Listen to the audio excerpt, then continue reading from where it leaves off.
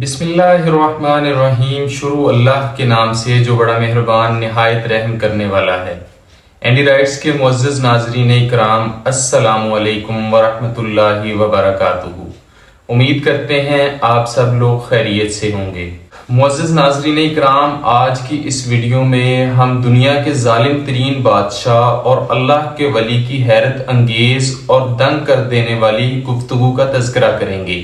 جب اس ظالم نے اپنی بادشاہت کے نشے میں اللہ کے ولی کو قتل کرنے کی کوشش کی تو اللہ کے ولی نے کیا فرمایا؟ معزز ناظرین اکرام، ہم بات کر رہے ہیں حجاج بن یوسف کی۔ اس بدبخت نے بہت سے مسلمانوں کا قتل عام کیا۔ چونکہ حجاج بن یوسف کا ظلم و ستم عام تھا تو اللہ کے ولی حضرت سعید بن جبیر رحمۃ اللہ علیہ، جو کہ مشہور تابعی ہیں، انہوں نے اس کا سخت مقابلہ کیا۔ جب حجاج بن یوسف کو فتح مل گئی تو اس نے حضرت سعید بن جبیر کو گرفتار کرنا چاہا لیکن گرفتار نہ کر پایا۔ حضرت سعید بن جبیر وہاں سے مکہ مکرمہ روانہ ہو گئے۔ جب حجاج بن یوسف حضرت سعید بن جبیر کو گرفتار نہ کر پایا تو اس نے اپنے ایک خاص آدمی کو مکہ میں گورنر بنا کر بھیجا اور اس نے اس کو حکم دیا کہ حضرت سعید بن جبیر کو ہر حالت میں گرفتار کرو۔ اس شخص نے حضرت سعید بن جبیر کو گرفتار کرنے کے لیے مکہ مکرمہ میں جاتے ہی اعلان عام کیا، جو شخص بھی سعید کو پناہ دے گا ہم اس کو اور اس کے گھر والوں کو قتل کریں گے اور اس کے پڑوسیوں کے گھروں کو بھی گرا دیں گے۔ آخرکار اس بدبخت کو حضرت سعید بن جبیر کی گرفتاری میں کامیابی مل گئی۔ اس نے حضرت سعید بن جبیر کو حجاج بن یوسف کے دربار میں پیش کیا، جس سے حجاج بن یوسف کو حضرت سعید کو قتل کرنے اور اپنا غصہ اتارنے کا موقع مل گیا۔ حجاج نے حضرت سعید بن جبیر کو اپنے سامنے بلایا اور ان دونوں کے درمیان جو گفتگو ہوئی وہ انتہائی حیرت انگیز اور ناقابل بیاں ہے۔ حجاج نے حضرت سعید سے پوچھا، تیرا نام کیا ہے؟ حضرت سعید نے جواب دیا، میرا نام سعید ہے۔ اس نے پوچھا، والد کا کیا نام ہے؟ فرمایا، والد کا نام جبیر ہے۔ سعید کا معنی نیک بخت اور جبیر کا معنی اصلاح کرنے والا ہے۔ جب حجاج بن یوسف کو ان کا نام پسند نہ آیا تو اس نے بکواس کی کہ تیرا نام سعید بن جبیر نہیں، تیرا نام شکی بن کثیر ہے۔ شکی بدبخت کو اور کثیر ٹوٹی ہوئی چیز کو کہتے ہیں، استغفر اللہ۔ سعید نے فرمایا، میری ماں میرا نام تجھ سے زیادہ بہتر جانتی ہے۔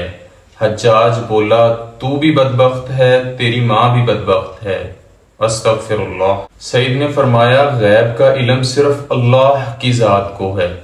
حجاج بولا، دیکھ میں اب تجھے کیسے موت کے گھاٹ اتارتا ہوں۔ سعید نے فرمایا، تو میری ماں نے میرا نام ٹھیک رکھا۔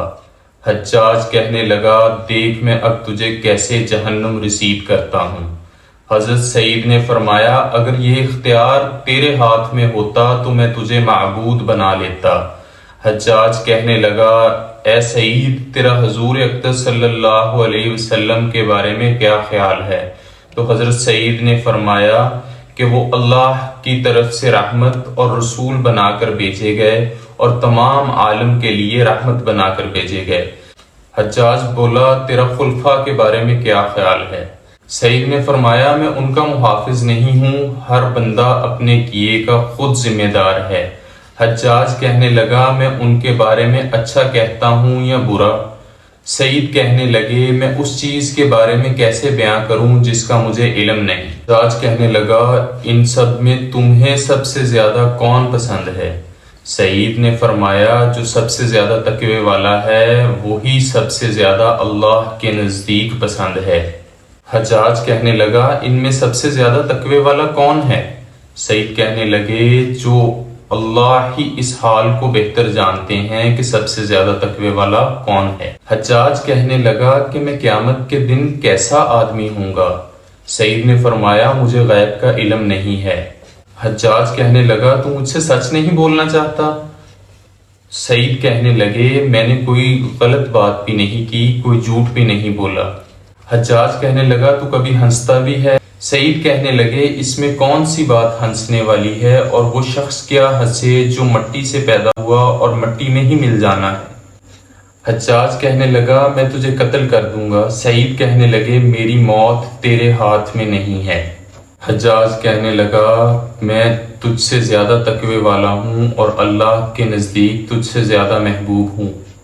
سعید کہنے لگے دلوں کے حال اللہ پاک ہی بہتر جانتے ہیں اور غیب کا علم اللہ ہی کے پاس ہے۔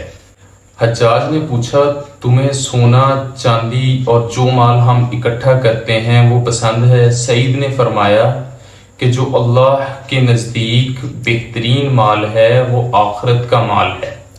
حجاج پوچھنے لگا تم ان چیزوں کو پسند نہیں کرتے ہو؟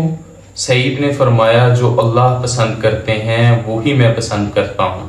حجاج کہنے لگا تمہارے لیے ہلاکت ہو۔ سعید نے فرمایا کہ ہلاکت اس شخص کے لیے ہے جس کو جنت سے نکال کر جہنم میں ڈال دیا گیا ہو۔ حجاج بن یوسف طیش میں آ کر بولنے لگا بتا میں تجھے کس طرح قتل کروں؟ سعید نے فرمایا تو جس طرح اپنے لیے قتل ہونا پسند کرتا ہے اسی طرح۔ حجاج کہنے لگا بول میں تجھے معاف کر دوں۔ سعید نے فرمایا تیری معافی کوئی معنی نہیں رکھتی، اصل معافی تو اللہ تعالیٰ کی ذات کی ہے۔ حجاج نے جلاد کو حکم دیا اس کو قتل کر دو۔ جب آپ کو مقتل کی طرف لے کر جایا گیا تو آپ مسکرانے لگے۔ جب یہ اطلاع جلاد نے حجاج بن یوسف کو دی تو اس نے آپ کو واپس بلایا اور پوچھنے لگا آپ کیوں مسکرائے ہو؟ تو سعید نے فرمایا کہ تیری اللہ کی حکم عدولی پر اور اللہ کا تجھ پر جو رحم ہے اس کو دیکھ کر مسکرا رہا ہوں۔ حجاج کہنے لگا تو نے مسلمانوں میں تفریق پیدا کی اور پھوٹ پیدا کرنے کی وجہ سے تجھے قتل کر رہا ہوں۔ سعید نے فرمایا میں نے ایسا کوئی کام نہیں کیا۔ حجاج کہنے لگا اس کی گردن میرے سامنے اڑا دو۔ تو سعید نے فرمایا کہ میں 2 رکعت نفل نماز پڑھ لوں۔ آپ نے کعبہ کی طرف رخ کیا اور یہ آیت پڑھی۔ ترجمہ میں نے اپنا منہ اس ذات پاک کی طرف کیا جس نے آسمان اور زمین بنائے۔ حجاج کہنے لگا اس کا منہ دوسری طرف پھیرو۔ سعید بولے جس کا ترجمہ یہ ہے کہ تم جس طرف بھی منہ پھیرو ادھر بھی اللہ ہے۔ حجاج کہنے لگا ان کو زمین پر الٹا لٹا دو۔ سعید نے فرمایا جس کا ترجمہ یہ ہے تم زمین سے ہی پیدا کیے گئے ہو اور زمین کی طرف ہی لوٹائے جاؤ گے۔ حجاج نے کہا اس کو قتل کرو۔ سعید نے فرمایا گواہ رہنا اور کلمہ شہادت اشہد اللہ الہ الا اللہ وحدہ لا شریک لہ واشہد ان محمدا عبدہ ورسولہ پڑھا اور فرمایا کہ یہ تمہارے پاس امانت رکھواتا ہوں قیامت کے دن مجھے لوٹا دینا۔ اس کے بعد شہید کر دیے گئے۔ آپ کے جسم مبارک سے بہت زیادہ خون بہا، جسے دیکھ کر حجاج بن یوسف بہت ہی حیران ہوا اور اس نے شاہی طبیب سے پوچھا کہ اس کی وجہ کیا ہے۔ طبیب نے کہا کہ ان کے جسم میں خون کی اصل مقدار رہی، اس کی وجہ یہ تھی کہ ان کا دل مطمئن تھا اور ان کے دل میں کسی قسم کا ڈر اور خوف نہیں تھا، جس کی وجہ سے خون اپنی اصل مقدار پر بہا۔ جس کے برعکس دوسرے قیدیوں کو جب قتل کیا جاتا ہے تو خوف اور ڈر کی وجہ سے ان کا خون پہلے سے ہی خشک ہو جاتا ہے۔ محترم ناظرین اکرام، اس واقعے سے ہمیں یہ سبق ملتا ہے کہ حق بات پر ڈٹ جانا ہی اصل جواں مردی ہے، چاہے حالات جو بھی ہوں۔ اللہ کے ولی اور اللہ کے جو برگزیدہ بندے ہوتے ہیں وہ کبھی بھی باطل کے سامنے اپنے سر کو جھکاتے نہیں بلکہ اپنے سر کو کٹا دینے کو ہی فخر سمجھتے ہیں۔ اللہ تعالیٰ کی ذات ہمیں ان پاک ہستیوں کے نقش قدم پر چلنے کی توفیق عطا فرمائے، آمین ثم آمین۔